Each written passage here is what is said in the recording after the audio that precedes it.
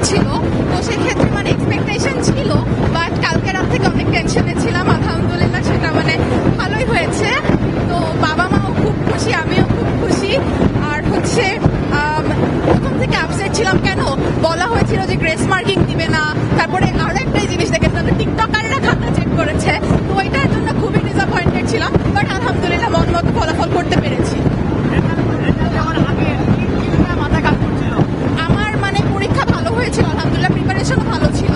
তো আমি জানতাম আমি জিপিএ 5 পাবো, বাট মনে হচ্ছিল যে তো গ্রেস মার্কিংটা থাকবে না, যদি একটুর জন্য আটকায় যাই, ধরেন 78 পাইলাম, পাইলাম, যদি এটার জন্য আটকায় যাই, এটাই ভয় কাজ করছিল। বাবা মা জানতে পেরেছে, আম্মুকে বলে আসছি মাত্রই, তারা খুবই খুশি হয়েছে আলহামদুলিল্লাহ। ভালো করে আপনার কেমন লাগছে? অনেক খুশি লাগতেছে। অফকোর্স আমি 10 বছর কষ্ট করছি, আমি আমার 9 থেকে 10 পর্যন্ত এত পড়াশোনা করতে লাগতেছে, কারণ আমি ওদের প্রাউড ফিল করাইতে পারছি, এটাই আমার সবচেয়ে বড়।